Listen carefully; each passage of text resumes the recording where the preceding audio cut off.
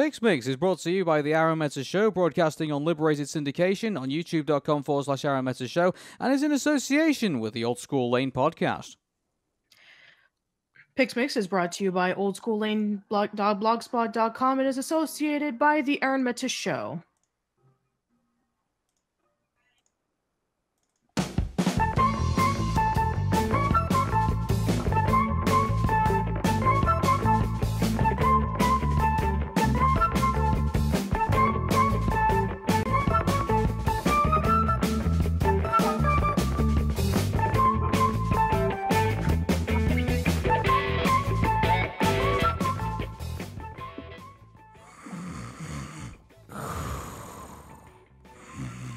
Arun, it's time to start the show. What's going on? Oh, hey, welcome to PixMix with Arun. And Patricia. Oh, hey, Patricia. I just had a nice nap. Oh, awesome. Okay. Yeah, and sorry, you can't blame me for falling asleep after watching this one because, once again, the random wheel blessed us with, we had Cars 3 yesterday, which was, the last time, which was average at best, and now we've been kind of given another sort of average thing to watch, I guess. So, yeah, I guess it makes a lot of sense considering that we had two amazing movies that we discussed about for episode 1 and 2 in PixMix. So I guess the random wheel decided to give us a bit of a break. It's like, yeah, you were talking about amazing classics or new masterpieces or whatever. It's like, yeah, why don't you calm yourself down, take it easy. Let's not rush ourselves. Let's talk about some average stuff. So here you go. And we're like, gee, thanks.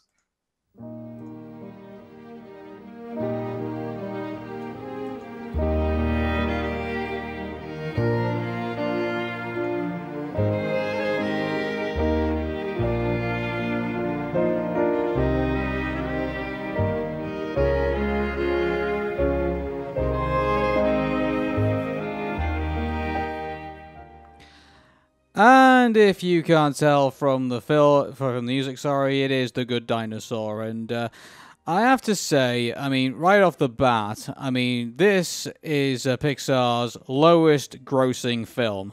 And definitely, Patricia, it shows. 65 million years ago, a meteor crashed into Earth, killing off the dinosaurs. What if it didn't happen? And I'm like, ooh, this would be kind of interesting. What if dinosaurs would be living in, 2015 when this movie first came out? What would dinosaurs be like in the future? It kind of almost reminded me a little bit of, you ever seen the ABC show Dinosaurs, in which it was like The Simpsons, if it was dinosaurs with a bunch of, like sitcom characters and stuff like that? Yeah, I just think, I remember the sitcom very, very well. And I just think, I think looking at this, you can kind of see what they were trying to go for. And the problem is it just doesn't execute well. It doesn't. Anyway, so a long story short, when I first heard about what this movie was going to be about, I was really disappointed. I felt that, to be quite honest, it didn't really need to take place in an alternative world in which dinosaurs only existed, and if the meteors didn't crash, it's like I didn't really notice anything different than if it was taking place in our world in an alternative universe and prehistoric times. That I didn't really notice anything. Exactly. Why could this, I can understand why they went with a dinosaur because, I think, I don't know, do you think they probably went with a dinosaur theme because, Jurassic World happened to be kind of like the big thing at the time? Exactly, and not to mention that The Land Before Time 14th sequel came out as well. Oh, goody.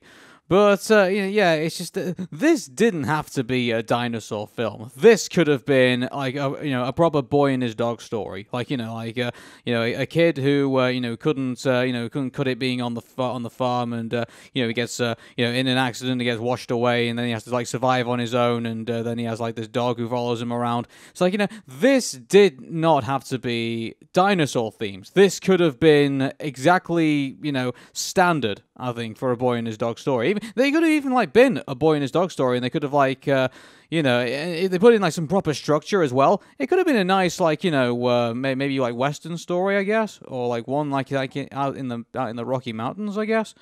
But, yeah. It's just, I see what you mean by that because, it's essentially like a Western, except that you can just it's dinosaurs. I mean, here's the thing. Now we're gonna we'll definitely discuss about this, at some point. But A Bug's Life. A Bug's Life was heavily influenced by The Magnificent Seven, which is a classic Western movie about these seven cowboys who are defending a town against this evil other cowboy or whatever. Now, you don't really notice that at first because it takes that similar concept and it puts it into bugs. But here it looks like a Western, but with dinosaurs, and it's weird. Like, I mean, I know we talked about Cars 3 and it's a world that is entirely made of cars. I get it. That it's supposed to be built. It's supposed to be a different universe, and we can go over about a Pixar theory about this universe and this universe with Pixar characters and blah blah blah blah and whatever. But yeah, the fact that you have dinosaurs and they're farming, and then you have other dinosaurs that are ranchers, it's weird. It's really weird. Yeah, again, it didn't have to be this. And do you know what it feels like? And I think you can probably maybe you might agree with me on this. Doesn't it feel more like kind of like a visual demonstration of what Pixar can do more than it does feel like, I would say it's on the level of Bugs Bunny. You know that's a 3D animation that they used to like test on like TVs and stuff. It's like it feels more like here's this like realistic land, and then here's all these cartoony characters that we put in this, and it just feels like someone went up to Pixar and said, "Okay, visually give me a demonstration of what you can do, but don't worry about the story. Like the story doesn't really matter at this point. Like just put some visuals on the screen and let's just see what you can do." It feels like a tech demo. It's like it's a technical and you know what? demonstration. And you know what else? You know about the Disney movie Dinosaur, in which when you first see the trailer, it has the realistic backgrounds with the CGI dinosaurs. It's like Pixar's equivalent of that. Yeah, I'm only vaguely familiar with Dinosaur, but was it better than this? Would you say, or slightly better? I mean, both of them are really predictable. It's just that one of them happens to be like, a dinosaur who was raised by lemurs, and he leads them towards better land because their land was being demolished by meteors and fire. So it's like we have a Moses story, but with the Good Dinosaur, we have, I don't know, it's a mixture of The Lion King, Ice Age, The Land Before Time, just a lot of movies. You can just incorporate that into The Good Dinosaur. But right before we discuss about the plot, we have to discuss about the Pixar short that came with it, Sanjay's Super Team. Okay, and I mean, now I'm going to be honest with everybody. I mean, I have like kind of read upon Sanjay's Super Team. Now, I just want to let everybody know, when I saw The Good Dinosaur, it was on demand services on satellite television. So the short didn't come with the with the film that I saw. I only managed to see it on demand on satellite television at my parents' house. So unfortunately, I didn't get a chance to kind of see the short. So Patricia, do you want to describe to everybody what the short was? Sure. So it's mostly based off of the true story of one of Pixar's employees by the name of Sanjay Patel.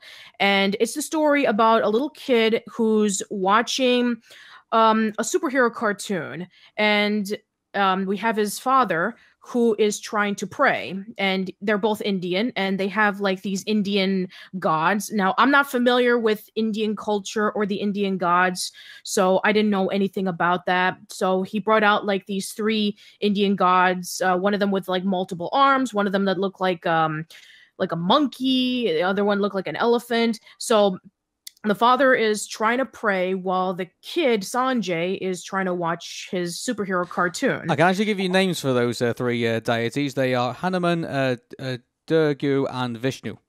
Okay, thank you. Sorry. Um, so basically, the father turns off the TV and he encourages Sanjay to pray along with him. And he's not interested. He wants to watch his cartoon and he wants to play with his little superhero action figure.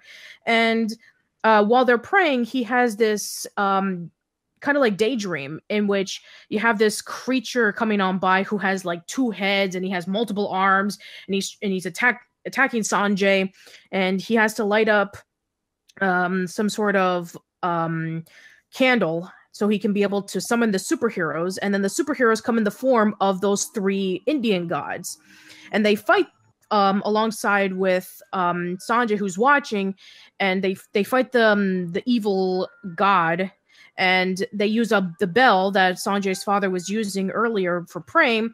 They used it so that they can be able to stop the bad guy, and Sanjay decides that he wants to help out, so he rings the candle holder, which is brass, and they were able to defeat the monster. And so the let's see what I was going to say. Oh yeah, so the gods give Sanjay a little dot in his forehead, and he repairs the superhero toy.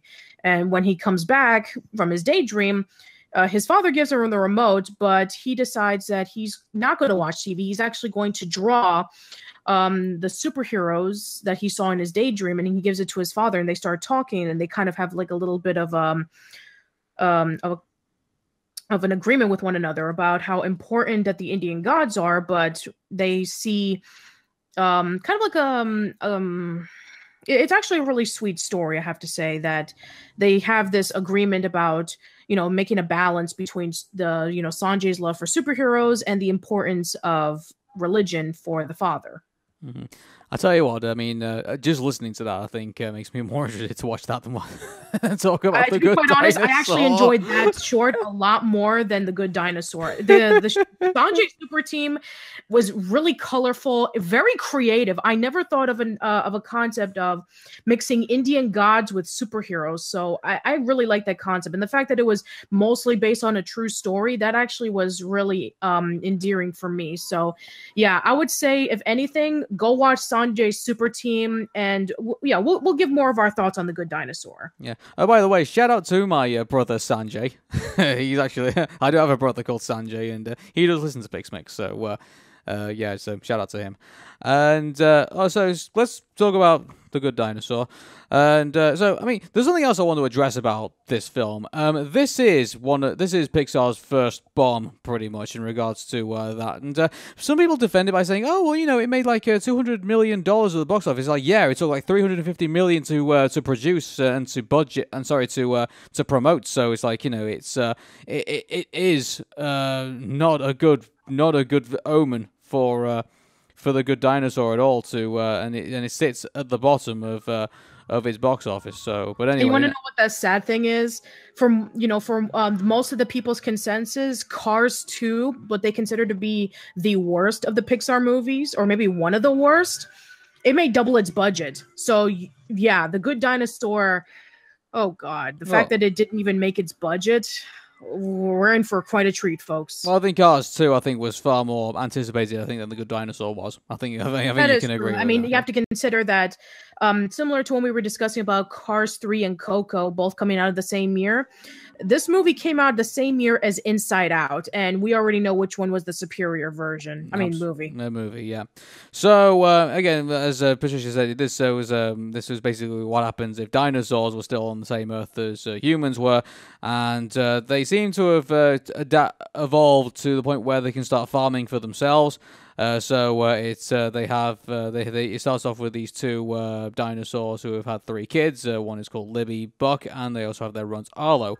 Libby and Buck adjusted to life on the farm, and that's still weird to me. Like, dinosaurs farming. It is very weird. I mean, I know that Pixar, they've had a lot of weird concepts like toys coming to life and cars in their own universe and fish and stuff like that. I get it, but at least they were able to create a universe that was able to embrace the weirdness. I mean, Cars is up for debate, but Yeah, I'm sorry. I did not get invested into this universe about, that a meteor didn't crash into Earth, and this was supposed to be that case in which dinosaurs were able to live off into 2015 and they would be farmers and ranchers. Doesn't it feel kind of strange that the premise of Craig Bartlett's Dinosaur Train makes a bit more sense than the the dinosaur farming on the Good Dinosaur? Well, I mean, at least Craig was able to embrace the fact that, oh, it's a kid's show and we can be able to branch out with all these dinosaurs, learn all about them, go on trains so we can travel to the different locations that these dinosaurs live. I can understand that. But I'm sorry, dinosaur farmers. Dinosaur farm. Oh my goodness! I can understand like a farm of dinosaurs, like maybe like humans, like we're living co by dinosaurs, and now they're using them for like I don't know meat and I don't know just farming purposes. Exactly. Like I can see a big possibility with focusing on the humans and dinosaurs living together. That's exactly what I thought this movie was going to be when I first heard about the teaser trailer and I saw the poster. What if dinosaurs and humans were to live together? What would that be like? But no, we don't have that. We already somewhat have a film series like that. It's called Jurassic Park. It's like, this already exists.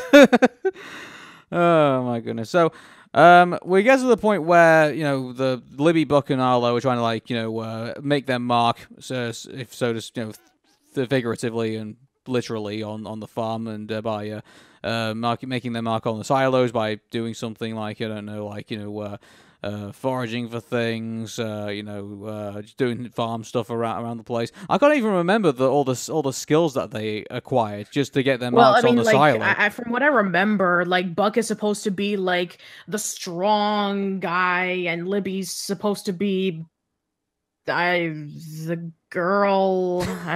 She's supposed to be tough as well, and I guess she's slightly smarter than Buck, but yeah, I don't know. And Arlo's supposed to be the coward, the fraidy cat, which I have to let you guys know right now, out of all the tropes and cliches to make a main protagonist, cowards or scaredy cats are one of my least favorite.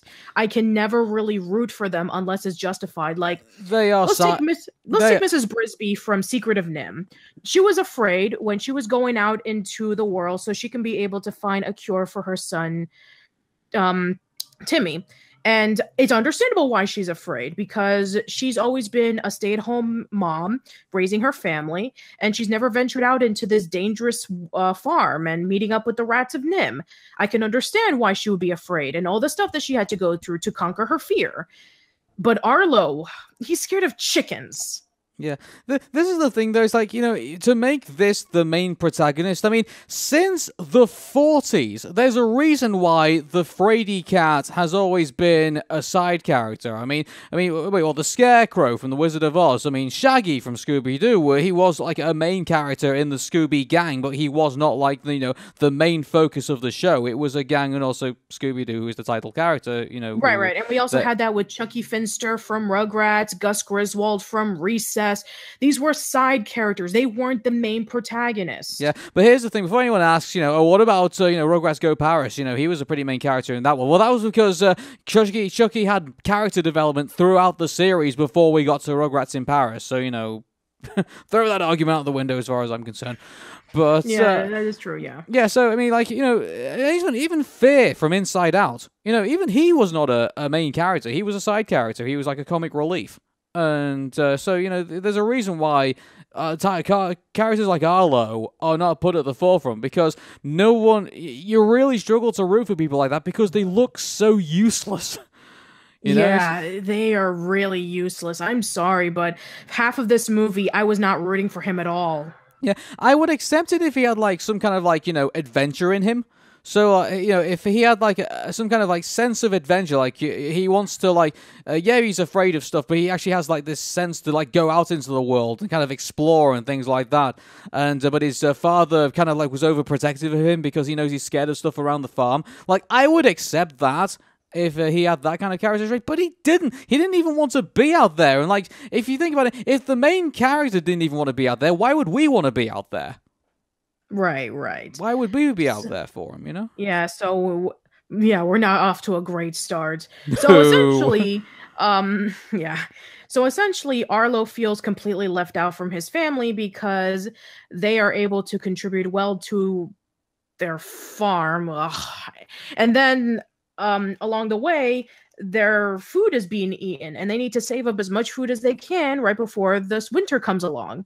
And so Arlo's job is to, instead of feeding the chickens because he's such a fraidy cat, his job is to watch over a trap and find out what has been eating the food, and then they catch it, and he's supposed to kill it.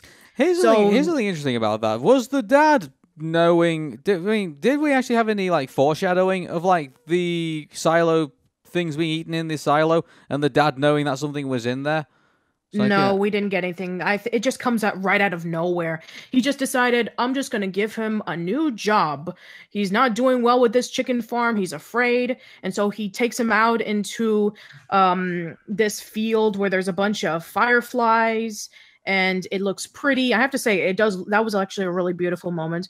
But anything about food is being stolen or, being eaten by a critter, there's never any foreshadowing of that. It just comes right out of nowhere. The fireflies thing felt like, again, when I say tech demo, like, I felt like that was just another like scene just basically to show people off, like, oh, hey, we can do this with the graphics. So like, it does look pretty though. It does look pretty. I do admit that, but I don't know. It just felt like these scenes that we're gonna go through, they don't glue.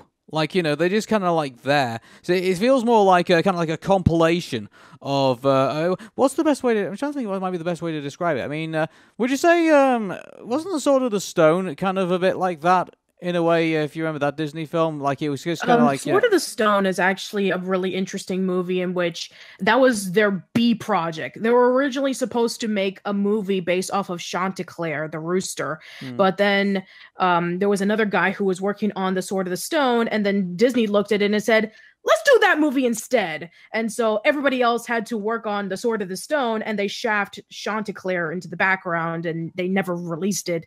And yeah, this was essentially their B project movie. Mm-hmm.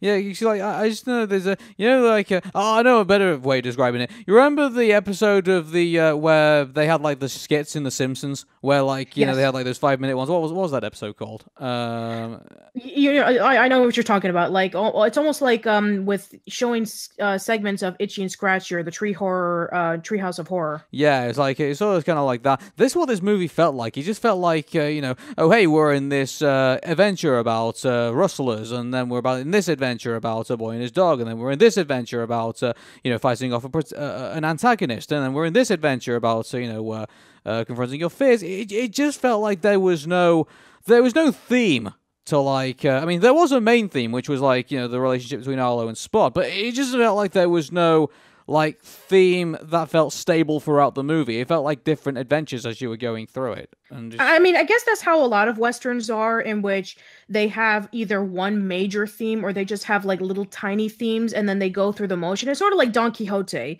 in which you have Don Quixote and his companion, and every single chapter they're going through a new adventure. So I guess it's kind of like a serial, so similar to like those old Western TV shows in which you have the main cowboy and his companion, whether it be another cowboy or a Native American or something, and they're just going around the West and they're visiting different towns, or they're having a whole bunch of adventures. So I guess maybe that was kind of like it, because it did have that Western theme. But I refer, yeah, you're right. When I think of Westerns, I refer. I mean, my idea of Westerns are a bit more violent than I think the boy and his dog story. Well, I mean, you have to make obviously, but I get what you're saying. My idea of like true grit, the good, the bad, and the ugly. What's the hang 'em high.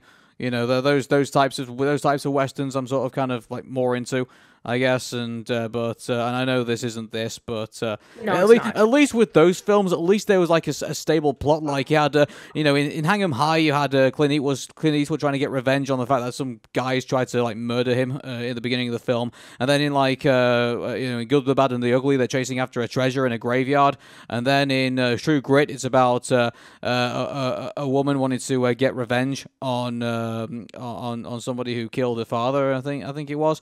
It's just like there was a theme that stretched out throughout this film, and the theme that stretches out through The Good Dinosaur doesn't really run well. I think within these scenes of events. It's true. Yeah, I guess the main theme in this movie is, well, Arlo trying to find his bravery and find out who he is as a person. I thought it was the relationship between him and Spot. Yeah, that is true. That does permeate throughout this movie, their relationship. So I guess that's their main theme, and then they're just going through the motions, like I said before, like all those old serials that involve with like a cowboy and his companion, and they're just traveling around, and it's about these two companions, and they're going through the motions. They're going to see what adventure of the week is going to be held. So. Yeah. Well, I guess it's kind of like that. There it is. Me and Patricia have different opinions of what the main theme of the movie is. That's not good. Yeah, we do. Okay, so let's continue on. We're going all over the place. So yeah, a lot like the movie. No, the movie. So the creature turns out to be a little cave boy that's been eating the corn, and Arlo doesn't kill it. He lets it free. And then his dad sees that he didn't kill the creature, and so they're going to go after it so he can finish the job. And so along the way, they're walking towards a storm, and they're near a river, and you can probably predict that something is going to be happening involving with the river. And it just so happens that there's rain falling, a huge, gigantic wave, and it washes away Arlo's dad, and he's dead. Yeah, I'll tell you what, that did actually catch me by surprise. I will be totally honest with people. I thought, the way I was predicting it as I was watching it, I thought it was going to be, he's going to drag him out into there. They're going to try and look for him, and they can't find him, and so they just go back home again. And then then the dad catches like the human Spot, and then he's about to kill him, but then Arlo stops him from doing it, and then maybe they both run away or something like that. I don't know. I thought something it sounds like Charlotte's Web almost. Yeah, I don't know. It sounded something. I thought something like that was going to happen, but no, they definitely went with the dad's dead scene, which I thought was which is why I kind of said it was kind of like the Lion King, in which Arlo's dad is grasping on the side of the rocks, and he's trying to climb up, but he can't, and so he realizes that he's not going to, and so he brings his son up to safety, and he's washed away, and he's dead. Yeah, and it is Lion King-esque, isn't it? The way that. Yeah, exactly. Instead of everything the light touches is our kingdom, it's you are me and more. Yeah, it's long live the dino. Long live the dino. Anyway, so he's dead, and here's the thing as well. It didn't feel that. I mean, this might sound very cold, but it didn't feel that emotional when he went. I wasn't emotional either. I don't know whether it's that we didn't spend enough time with him, or maybe he wasn't an endearing character. I don't know, but I wasn't really emotional about this scene. And this is Pixar we're talking about. These guys can take a lot of scenes and make it heartfelt and sad. I'm sure we can talk about many examples. Toy Story, Finding Nemo, Ratatouille, Up. Do you know? I think it's because haven't we had like a lot of like movies where basically the mothers have died, and so I think maybe it's like maybe we're just expecting the mother to die, maybe to get emotional about because that's the theme we've basically been developed on. So because we know Disney do not like living, breathing female matriarchs. So I think is that the right word? I don't know. Yeah. But yeah. So basically, Arlo blames the cave boy for killing his father, and so he decides that the next time he was going to go see him, he was actually going to try to finish the job. But then while they were fighting, Arlo falls into the river and washes himself away into the middle of nowhere, and he has to find his way home. And then along the way, he sees the cave boy, and he shoos him away again. And then Arlo tries to make it out into the wilderness. He's completely failing at it. He even gets his foot caught in a rock, and then the cave boy sets him free. So let's review. He's a cowardly, clumsy, small dino fucker. It's like, it's just... It's just, oh my goodness. Like, I'm still waiting to see what's to root for this character. It's true. I'm not really rooting for him at all. It's like you're already proving to yourself why you're useless. Yeah, this didn't need to be like that in my opinion. I just think yeah. But anyway, so he's lost. He's in the middle of nowhere. He gets stuck, and he's there pretty much throughout the night.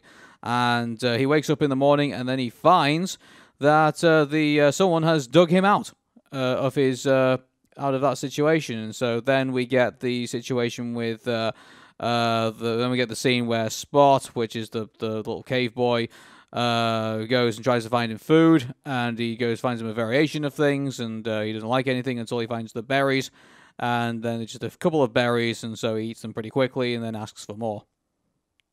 Yes, and then they go into the scene in which they're climbing up towards like a little canyon to get some more berries, and then they finally found the berry tree, and Arlo decides to go after it, but then Spot stops him, and then he's like, "Oh, why?" And he's like, "There was this snake, this giant snake coming to attack him." Yeah. And then all of a sudden, he's freed and everything is back to normal. And then we meet up with this rhinoceros with a bunch of critters on it, and it's really weird. Like it kind of blends into the background at first, and then it's like, I have my companions. I have this companion. It protects me from this thing. I have this companion. It protects me from another thing. I have this companion. It protects me from another thing. And then he sees Spot and is like, I want that thing. I think it'll protect me. And then he decides to call him things. It's like, I'm going to call you Killer. I'm going to call you Murderer. I'm going to call you Destroyer. And it's like, and then he comes to the conclusion that if he names it, he gets to keep it. And so Arlo calls him Spot. He responds to it. He runs up to him. And then he says, you're going to use him as your protector. Try to find your way home. Or what have you. And it's like, wow, that was really weird. It's like, what was the point of that character being around? I mean, I get it that I was expecting him to be a reoccurring character, like he was like going to be like some kind of like spirit guide or something like that in Arlo's journey. But we saw him once and then never saw him again. No, he never shows up again. In fact, most of the characters that Arlo sees throughout this journey, he never sees again. Why? I don't understand why he's just there for that only scene. Like, I could understand it, like, if he's there, like, in the adventure to kind of, like, say things to Arlo, like, I know what they're getting at. They want to have, like, he wants to give Arlo a little bit of confidence to say that that Spot is going to be his companion. It sounds very similar to when Littlefoot was crying about his mother's death, and you have this old dinosaur coming in and saying, it's nobody's fault. It's the great circle of life has begun, trying to give him, pep talk about continuing on with your journey to the Great Valley. So I felt like he was kind of like that dinosaur, except weird and not pulled off very well. No, not very well at all. The Land Before Time did it way better than the Good Dinosaur did. All right. And, now Arlo and Spot are companions, and they start traveling around towards Arlo's home in the mountains. And then there's this huge windstorm that comes along, a huge hurricane, and it pretty much destroys part of the river, and now he can't find his way home. And then you have these three pterodactyls who come along. And at first, they seem really, really nice. They're like, oh, don't worry, we'll help you find your way home. We just need to go around and search for survivors. And so Arlo was helping them look for a survivor who's trapped under a tree. And there's a little critter. And they were like, oh, thank you so much for helping us save this little critter. And they ate it. Yeah. And they're predators. At this point of the movie, I was like looking at this and thinking that, this was far. I thought this was going to be like, the main. I guess he was the main antagonist, I guess you could say, of the film, but he had barely any screen time, to kind of make his presence felt. And, so this was.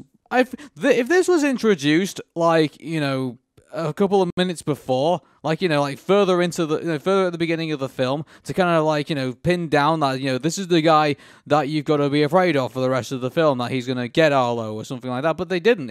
He was far too lately introduced, in my opinion, for anyone to think that he was introduced in the middle of the movie. Yeah, like probably in the middle of the second act. What'd you say?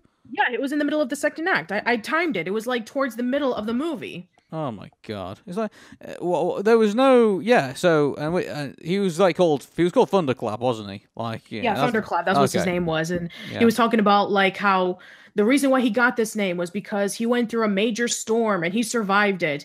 And he talks about how the storm provides whenever, he finds creatures and eats them or something like that. So yeah, he has that name Thunderclap.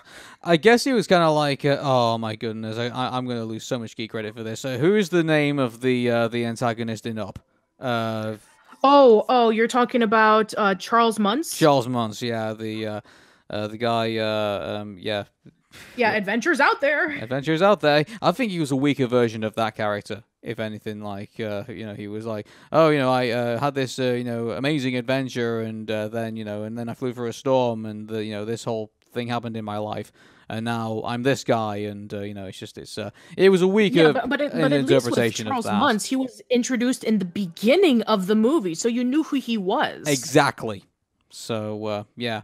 It would have been like if they had Thunderclap come down and even like they were talking about how all the food was disappearing because of the critters. Maybe if they introduced him as the guy who was stealing food around the place, maybe that would have maybe he would have been one of the critters. Yeah, that would have been a good one, absolutely. Yeah, but he wasn't. So no, he wasn't. That's where we are. So yeah, so basically, though Thunderclap and his companions are chasing after Arlo and Spot because they want to eat Spot, and then you have these huge Tyrannosaurus Rexi, whatever. T-Rexes. So you have, T-Rex. So you have these two T-Rexes, and they attack the pterodons, and they shoo them away, and they are actually really nice. They are brother and sister, and they have a dad who's voiced by Sam Elliott, who can do no wrong, and they talk about how he should be brave, and how he's actually braver than he looks. And then they were talking about there's these creatures that are surrounding their herd or something like that, and they have to go after their longhorns, which are they're protecting, so they can be able to head them over towards their, not their ranch, but their location. This was quite confused. Why do T-Rexes herd cattle? Why? Yeah, I don't get it. I mean, and these are supposed to be like wild buffalo, so I guess they're the Western equivalent of they're cattle ranchers. But that's what they are. They're cattle ranchers. But they're not wild though. I guess they're somewhat domesticated because they're. Well, I mean, not like like the term wild buffalo. Yeah. Okay then. But yeah, T-Rex cattle ranchers. Yeah, and this is the part where basically it goes into like a completely different film. Now you're riding with these T-Rexes to go find these rustlers to go get their herd back, and they use Spot to track the herd as well, and that was just that felt like, oh, we've just entered a completely different movie.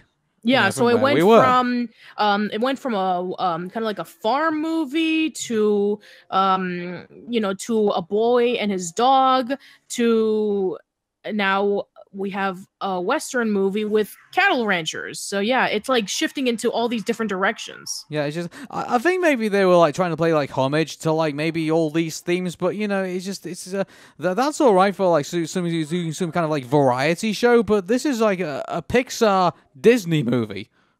Yeah, exactly. So Arlo is told by the main T-Rex to yell really loud so they can get the creatures into the middle so that the T-Rexes can be able to attack them. And so they fall for it, and they do. And so then there's this huge stampede, insert Lion King reference here. And so they have this huge fight, and Arlo is having his brave moment in which he's attacking the creatures, and Spot is helping along, and then they start roaring together, and he starts fighting his bravery, and then along the way they find the mountaintop, and that points him towards home. And so Arlo and Spot have this montage where they go into these different locations, and then finally they reach all the way up to the top.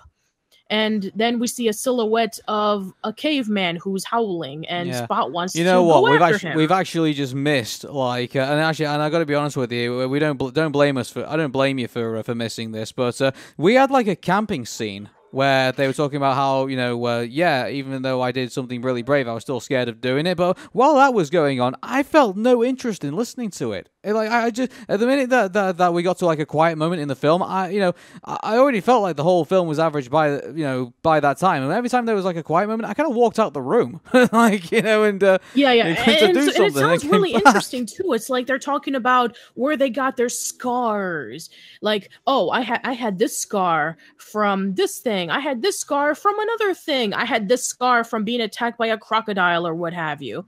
And I get what they're supposed to teach. They're supposed to teach about how even if they were brave, they were still scared, which is fine. Don't get me wrong. I know this is supposed to be something that Arlo is learning throughout his journey.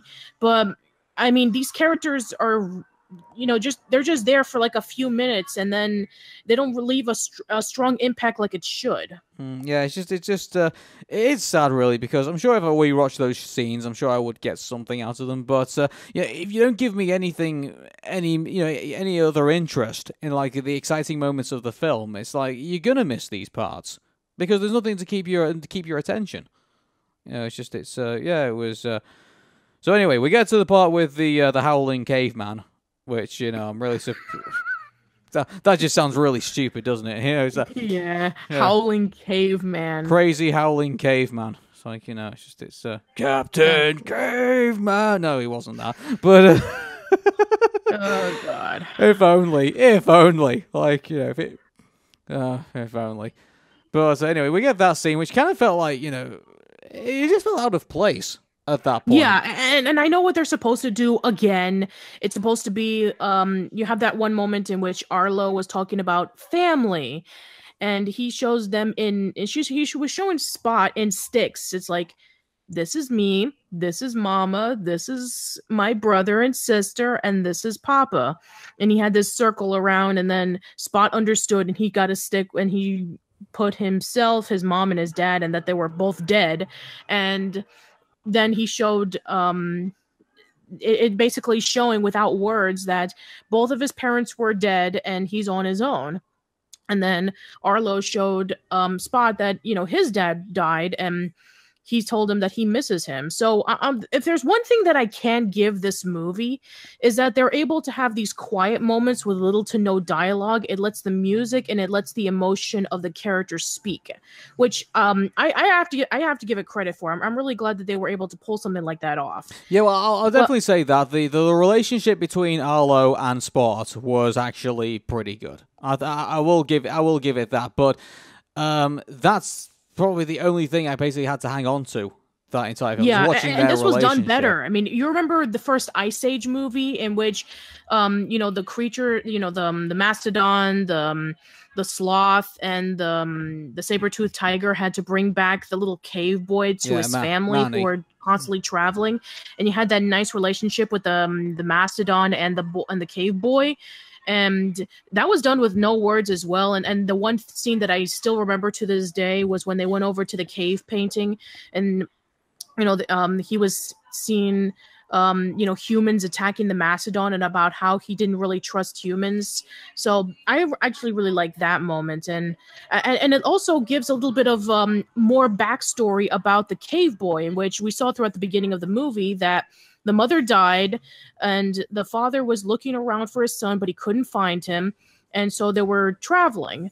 And then throughout the whole entire movie, the creatures were delivering the cave boy over to the family, who were constantly traveling, and it's actually a really sweet moment, and you do really feel for them. Yeah. I guess this is kind of like their equivalent of doing that, Yeah. but we didn't get a backstory on spot whatsoever. Yeah, so I mean, who did it better, Ice Age or The Good Dinosaur? When it comes to the relationship, slightly The Good Dinosaur, but when it comes to the backstory of the cave boy, I guess Ice Age. It's really hard to say. Yeah, I guess if I was gonna go like on a journey with some characters, I got to be honest, I would say I'd rather go with the guys from Ice Age than I would with The Good Dinosaur. Because when you're given a character who looks so weak and looks so useless, it's like you don't feel very confident going down that path, do you? So like, and at least there's more than one character. There's 3 characters, plus Scritch, but he's a minor character in the background who is always in the opening in every Ice Age movie. But that's interesting. Do you think there should have been a 3rd character? Like, they should have been like, you had Arlo and you had Spot, but then do you think there should have been like another character who was like, who should have taken the, every time things got a bit low with, Arlo, at least there would be like that other character kind of like picking back up, Yeah, there needed to be another character, absolutely. There needed to be a brave character who gave Arlo a lot of confidence. So yeah, there needed to be a 3rd character. Not even that. I mean, just like a character who like was a bit more, free spirited. Then not necessarily brave, just kind of like not aware of the dangers, if you will. Like so there's nothing to be in a way. There's no reason for him to be brave because he's got nothing to be scared of. Because he's not that self aware. Maybe kind of like not a dumb character, but kind of just not very aware of his own personal safety. If if you think he was, so there's like a polar opposite to Arlo, I guess. Maybe. Yeah, I would say so. Yeah. That would be nice. Okay, so we get to the point where Arlo is going to be going over the mountain, and then they get attacked by the pair of pterodactyls again. So this is the 2nd time they do it, and I don't know that this the way they came in was somewhat kind of menacing, but. You would think that they were like a different group of like threats compared to when we first saw Thunderclap, and that's what annoys me so much about this. The fact that we had so little like exposure to them, and so they did feel like a completely different threat when they first came before, and then when you saw them come back, it's like, oh, these guys again. It's like, they came right out of nowhere. And I can understand that technically they would know where Arlo was going, because when Arlo first met them and he thought that they were friendly, he was telling them where he was going. It's like, hey, do you know how to get to this mountain? I'm lost. And they were like, yeah, sure, we'll help you. So I can assume that because they still want to eat Spot, they know exactly where Arlo and Spot were going. So they decided to meet them at that point. So I can understand that in a plot point, and it's supposed to be like, oh no, one last obstacle, but yeah, it just comes right out of nowhere. And the fact that we didn't get any development with these villains, it just comes across as pretty shallow. Mm-hmm. So we get that Spot gets captured by the pterodactyls, and then he goes into then they go off into the sky, and Arlo's then trapped in some vines and hits his head, and starts to see visions of his father. And this bit was pretty weird to watch. Yeah, this is really weird. Like, again, I know where they're going with this. This happened in The Lion King, in which Simba saw his father in the sky. This happened in The Land Before Time, in which Littlefoot saw his mother up in the sky. And it was supposed to be like a representation of that they're always there to help them and to guide them. But the fact that, he hit his head, and then he saw his father and he freed him from the vines and, led him out. It's like, huh? I mean, then you start realizing right away that it's not his dad because number one, how did he survive? And number two, we actually saw when they were walking, the footprints, there were no footprints in the mud. And that's when he realized, okay, you're not my dad, but I still need to go back and I need to save Spot. Yeah, you know what? Out of all the dads coming back, I mean, the one that sticks out in my mind right now is James McCloud from Star Fox 64. Like the ending battle when he's when Fox is being guided through the tunnels while the whole planet is exploding. He says, "Follow me, Fox," and I felt like even when we had very little screen time with James McCloud, I felt more of an emotional attachment to him than I did with this this dad dinosaur. In this, Yeah. and so that's not good. Yeah, that's not really good. So, Arlo gets some courage and he's going to save Spot, and he fends them off against these pterodons, and he Spot even bit one of the wings and leaves a hole in it, and it's like, wow, that's pretty dark. I was somewhat expecting it at this stage, given that we're seeing heads getting ripped off of animals, and we're seeing critters being eaten and stuff like that. So I think I've guessed on top of that, we've got a scene actually. There's this bit where they're actually eating all this poisoned fruit, and then they all start warping out into it's kind of like something that Rob Zombie would probably come up with. Oh yeah, I forgot about that scene. That scene was so weird. This is one of those classic big lip alligator moments in which is it's there for less than 10 seconds, and then they never mention it again. It's like, what was the point of that? Hey, this is this is weird, man. How can a film be so boring and yet so fucked up at the same time? It's just, oh my god! I feel like I just had maybe this is what smoking weed is like. I don't know, but I would not know. I would not know either. But okay, anyway, so we go through this whole scene with the pterodactyls, and they get fought off, and then it gets to a point where here's the thing that also makes this not very. It kind of defines the physics of the movie, because the dad got washed away and he died, but Arlo dives straight into it and lives. It's just that makes logic. Sense. Yeah, it's like, oh my god. So he dives in. I guess what the movie's trying to say is that, Arlo learned how to swim from Spot, so he's able to fend off from the wave that eventually killed his father because he didn't know how to swim. But that's a giant wave, and he's smaller. How did he survive that? And there was no foreshadowing to say that his dad couldn't swim. So it's like, there's no. For all we know, maybe he might be a championship swimmer. I don't know. He's like, in this world of dinosaurs, maybe there's Dino Olympics. I don't know. But it's like, It felt like it just didn't feel believable. When I saw that, it's kind of like I know I wasn't believed in it either. And then not only was there the giant wave, but there was a waterfall. Yeah. Do I compare it to the scene in The Last Jedi when General Leia goes flying off through space and opening the door? Don't know if you've seen The Last Jedi yet or not, but yeah, and this is also reminiscent of a scene from Emperor's New Groove in which they're tied into a log and they're about to fall into the waterfall, but they make it out as a joke. So at least that was funny, but no, this just raises so many questions. Oh my goodness. So here's the thing about this. So they fall down the waterfall, and I gotta be. This might sound really, really cold of me as well. Again, that waterfall doesn't look scary. I mean, it's like, when you zoom it all the way out, it's like you kind of would think that, if you would think that Arlo would be able to fall down that waterfall and still live. And still be able to rescue Spot at the same time. It didn't feel very. You remember the waterfall and the Fox and the Hound? Do you remember how big and scary that thing was? They should have done it like that. Like, you know, just Or what about in An American Tail, in which there was a huge, thunderstorm with a lot of rain, and then there was this huge waterfall that was about to crash the ship, and then Fievel looks at it, and then the water crashes into the ship, and he falls overboard. That looks scary. yeah, that is actually legitimately terrifying. Even more so because they're smaller animals than dinosaurs. So it definitely is.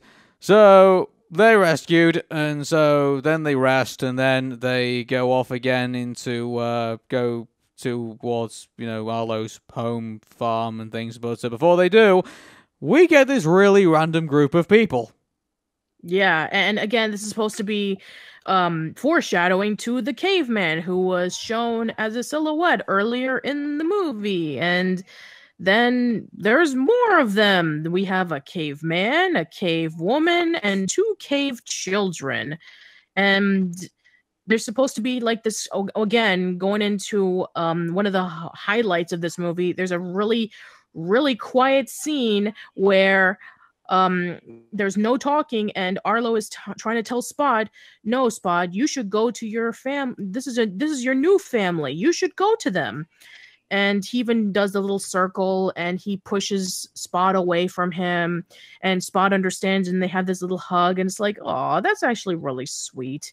But yeah, again, this family comes out of nowhere. It's like, oh, we need to have something for Spot. Oh, let's throw in a cave family, because why not? For all you know, they could be cannibals. Imagine that was the end of the film. They went over that hill and then they ate him. I'm sorry, they're not even. They don't even look like they're related to him in any sense. Like maybe they're not. They're a completely different family. It didn't make no sense to me. It's just like it was why they're related because they're humans. It's like they're humans. So I say you and I are related. It's like it's it just didn't feel that was just a. Again, it was emotional watching them kind of like because they're going to be separated, but the way that they were separated made no sense to me. It just felt like why not? He's like Arlo better than these people. Like why not go back home with them? And, I guess not. I guess we need to have Spot go back to where he belongs with humans, and I guess that's a closing. It's got I don't know. Well, I guess it's better than the ending of Old Yellow when basically they shoot him in the back of the head. So I guess that's probably better than that. I guess, but that's not saying much. It's true. So Arlo goes back to the farm, and everyone's jubilant that he finally made it back. And there should have been at least maybe a scene or two in which maybe we saw the mother or maybe the kids worried about Arlo, like, oh no, my son has completely disappeared. Where did he go? And they're like really worried about him. But we don't get anything like that in this movie. I bet it was cut for time.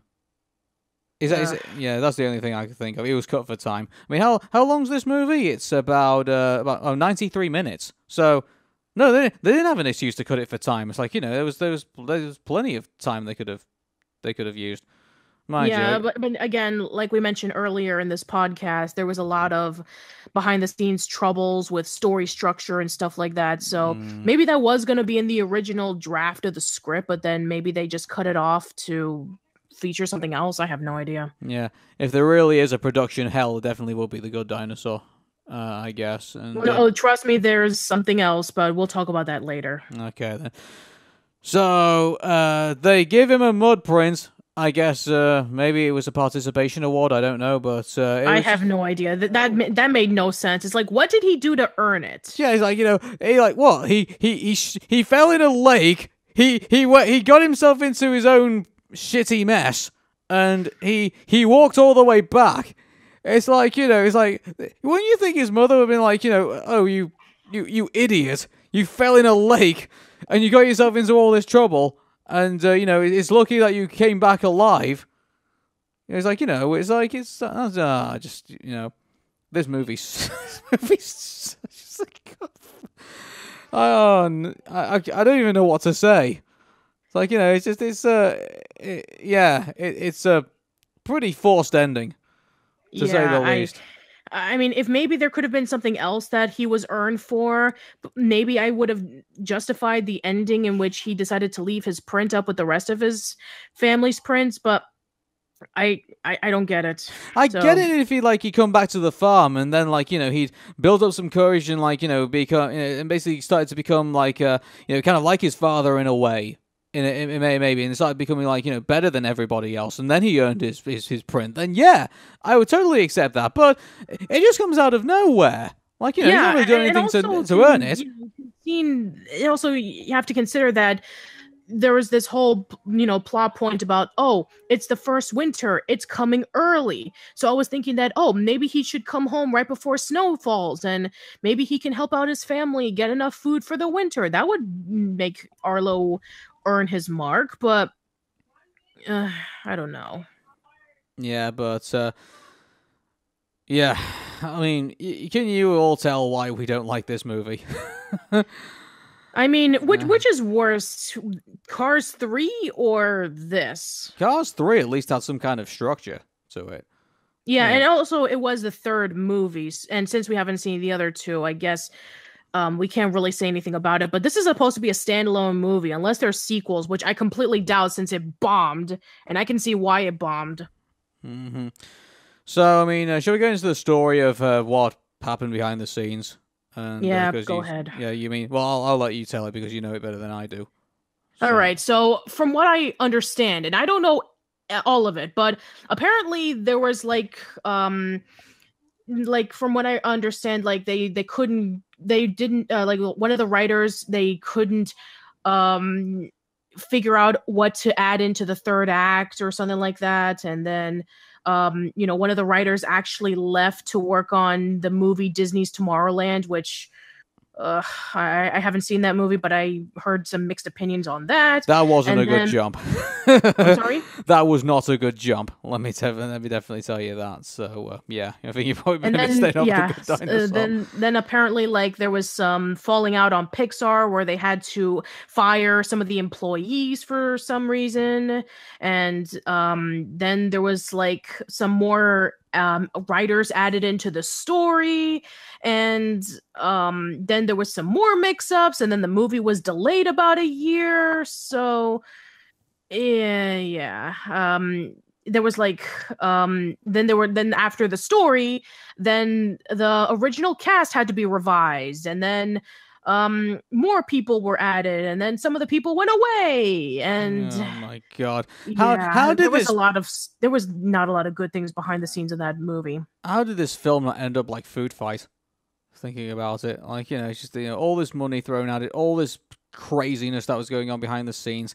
This should it's lucky that this still has 72% on Rotten Tomatoes, or 77% on RottenTomatoes.com.